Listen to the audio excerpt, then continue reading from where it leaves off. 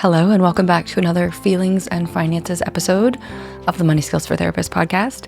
These are our Friday episodes where we answer questions from you, the therapists and health practitioners who listen to the Money Skills for Therapists podcast. And we also just generally keep things short and sweet. This is your little bit of financial num-nums, your financial snack, if you will, coming into the weekend. So today, I'm going to be starting a little mini-series within a series, Feelings and Finances being a sub-series of our podcast, this being a mini-series of that sub-series on the biggest mistakes that I made in private practice. So I've been reflecting on what I did well in private practice, what came more naturally for me, or I was lucky to learn early, and what are the things that looking back, I wish that I had done differently. So I'm going to start today with one of the things I wish that I had differently, a mistake that I had made. I'm going to record a couple more episodes of mistakes, and then I'm going to also share an episode of things that I did well and that I'm really glad that I did early. So I'm really digging into my own experiences here to share about what I wish I had done differently looking back on being a therapist in private practice. So the first thing that I am reflecting on that I wish that I had done differently as a private practice therapist is I wish that I had implemented a regular schedule system earlier. So this idea of having a regular schedule system came onto my radar probably around 2018. Tiffany McLean, I believe, is the person who put it onto my radar first, talking about this idea of having regular appointment slots for your clients, a spot that belongs to them. For instance, Tuesdays at 2 is their spot every week, and maybe they have a weekly spot and maybe they have a bi-weekly spot. But it's this idea of setting up a regular appointment system in your practice so 90% of the time, or even 100, folks are coming at the same time every week or every 2 weeks. When I was first introduced to this idea, I had so much resistance. My clinical practice focused on trauma, developmental trauma, complex trauma, dissociation. So I was working with some folks who had quite severe dissociation, people who had trouble functioning in daily life sometimes, people who had a lot of charge and triggers around attachment. And I really convinced myself for a couple solid years that my clients would not be able to tolerate being asked to come to appointments at a regular time. I told myself that that would be demanding too much of the folks that I worked with, that it wouldn't work for people, that I would lose clients, all those normal kind of scarcity stories. But generally speaking, I really held this belief that my clients could not adhere to a regular appointment system with me, that they needed more flexibility. They had other appointments they were managing. It would be too much to ask them to make a commitment to a certain spot. And I really believed that for a couple years. When I finally got to the point of rolling out this system, it was because I had to. I was feeling exhausted and overwhelmed by my schedule. And I knew that as a full private practice clinician, my schedule shouldn't be painful. When you get to the point where your practice is full, that should not be causing you duress and stress, right? That should be a point where we're breathe as clinicians and can, cruise a little bit, be at a nice cruising altitude. And instead, I found I was having a hard time fitting all my clients in. I was bending my schedule to fit somebody in because I didn't want them to miss a week, but they weren't available for the spot that I had available the following week. So by the time I rolled it out, I had quite a bit of scheduling pain in my life. It had become a real headache. And when I first rolled out the idea that I was going to be starting a regular appointment system, I did it in a really intentional way. Really glad I did that. That was not a mistake of creating a letter for my clients. I find I share this letter now often with my students in Money Skills for Therapists as an example of how you can communicate about a regular appointment system and why you're implementing it. That letter includes the value of regular appointments, what it does for them, what it does for me, and it includes helping them understand that they have some responsibility in therapy, that it's good for them to hold some responsibility for coming at a regular interval, that clinically that's very helpful. The letter laid out what's helpful about it, laid out how it was going to work, was very clear on the number of cancellations which people got. And I know some folks who roll out regular appointment systems do it with, a very limited or no cancellation policy. I didn't feel that was appropriate for my clients. So I rolled out, I believe it was that they could have 3 free cancels in a year. And then after that, there would be discussion about whether or not maybe the spot wasn't working for them anymore. So when I rolled it out, I was anticipating the worst. I thought people would say, well, that's not going to work for me.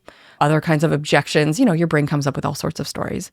And what I remember instead is a young client that I had, which is somebody who I would have thought of as more vulnerable, somebody I didn't want to demand on for coming at a regular interval. When I told her about my regular appointment system, she literally jumped for joy in my office. And I was like, okay, this is just as beneficial to my clients as it is to me, right? Because what it meant for her from a client perspective is now she could see me every week. She could see me every week on Thursdays at 1:00 or whatever time. And she didn't have to have that anxiety of maybe the next week, the 1 or 2 spots that I have available, or even 3 or 4 spots, don't work for her. And then she's not going to see me at all, right? There's a cost to our clients when we don't have regularity, in that every time they go to rebook with us, they're kind of rolling the dice, right? Or I know some practitioners that I see who don't have regular appointment slot systems, and it might not make as much sense for the types of treatments that they offer. I'm having to book way ahead to know that I'm going to be able to see them as often as I need to see them to get the treatment that I need, right? So that puts a lot of stress on me as a client if I'm, having to book several months ahead, and then I know, oh shoot, if I have to cancel one of the appointments, I'm not going to see them for another several weeks until my next appointment. Having that regular appointment slot lets your clients know that people who are coming weekly or bi-weekly, their needs are going to be met. I wish that I had done this so much sooner. The other benefit of doing this is that I could actually see when I was full. And I love doing this with my students in Money Skills for Therapists when schedules is a challenge for them, where we can lay out a schedule. If you're listening now, you can totally do this yourself.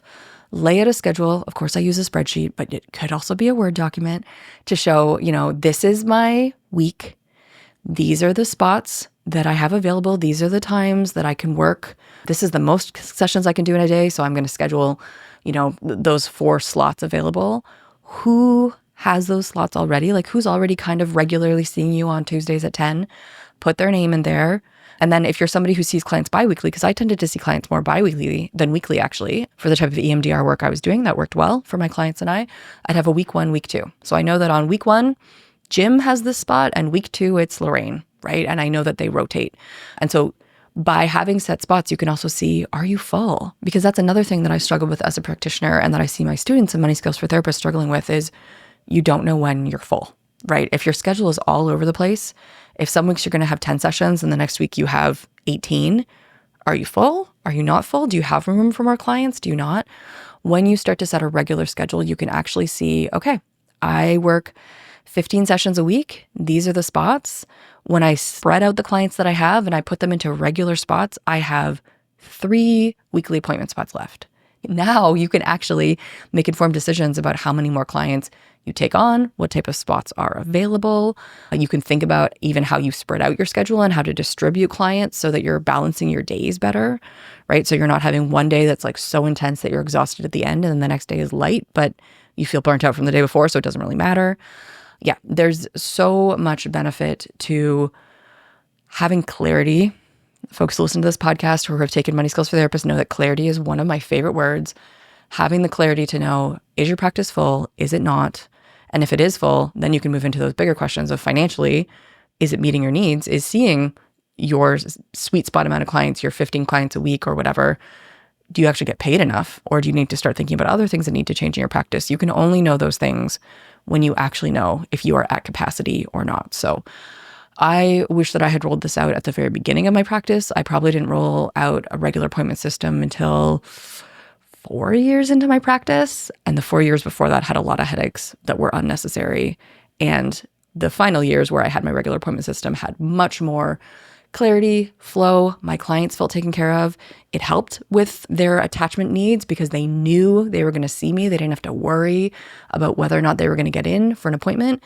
It also meant that if they knew that in 3 weeks they were going to be on vacation, or they had another appointment on that day, we can either reschedule within that same week, or we could choose to skip that week or see them twice the next week. Like we could actually plan ahead as a duo, right? As a team in supporting their mental health rather than it kind of being left up to chance. So If you are listening and you do not have a regular appointment slot system, I strongly encourage you to think about it. If you have objections internally, I would encourage you to interrogate those a little bit.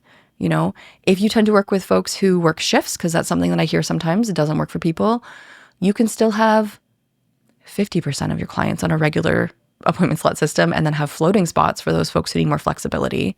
It doesn't have to be all or nothing, but the more that we can create that consistency and regularity for us and our clients, the more regular your income is going to be, the more consistent your care for your clients are going to be, and the more clarity you're going to have in where your practice is at. So it's something I'm very passionate about: consistency, very passionate about stability, and I love the regular appointment slot system for that. If you have a question you'd like me to answer on one of these Feelings and Finances episodes, I would love to hear from you. All you need to do is click on the note in the show notes or head over to our podcast page. You'll see a little spot to say record a question. All you need to do is press record, introduce yourself, share a little context if you'd like, and share your question. And I would be so excited to answer it on one of these Feelings and Finances episodes to send our fellow therapists and health practitioners and coaches off into the weekend with just a little financial nugget to take into the weekend with them. Thank you so much for joining me today.